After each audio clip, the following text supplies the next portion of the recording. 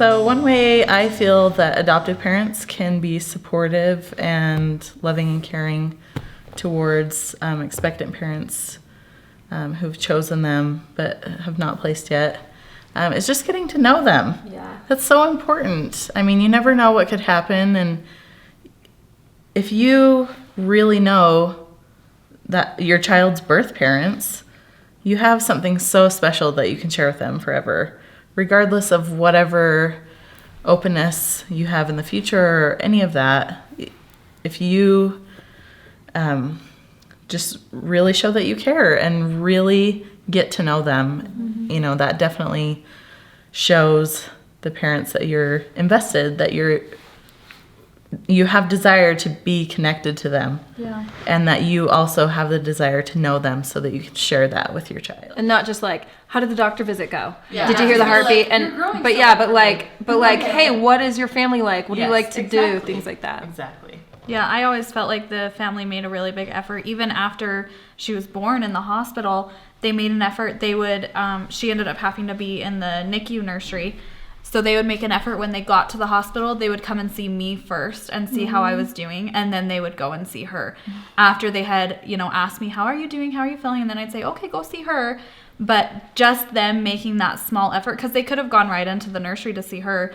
But they made sure that I knew they weren't in this for a baby. They were here for me. They loved me. They wanted to know how I was doing, how I was feeling.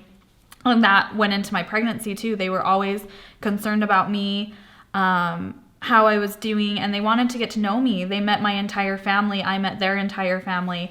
And that bond and that connection really started. And so my advice to any adoptive parent would be, I know you're excited about this child, but, try to move your focus onto that expectant parent and make it clear that you really do care and love for them.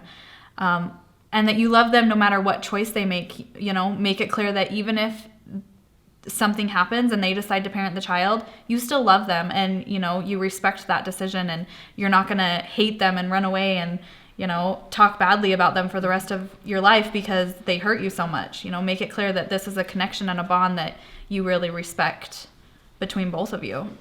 I think what I wanted most from them was to be happy, to love their child, and to remember me. Yes. That's easy, right? Definitely.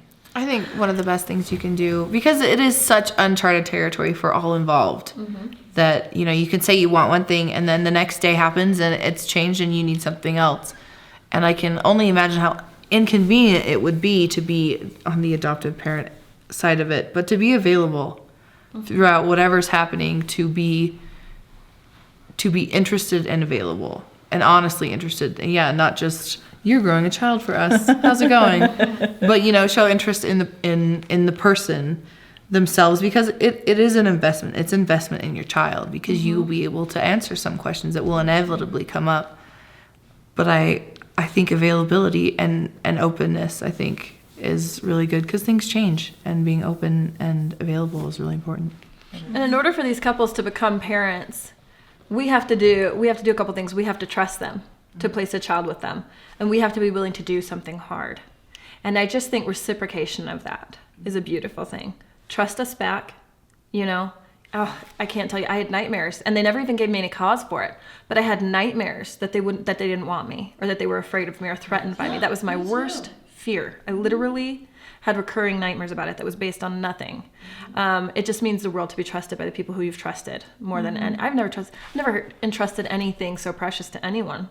And then for, it may be hard for an adoptive couple to do a face-to-face placement, to see your heart break for their family. That may be hard to watch, but I admire a couple who says, let's get in there, let's get in the trenches, and let's hurt with her, and let's not turn away.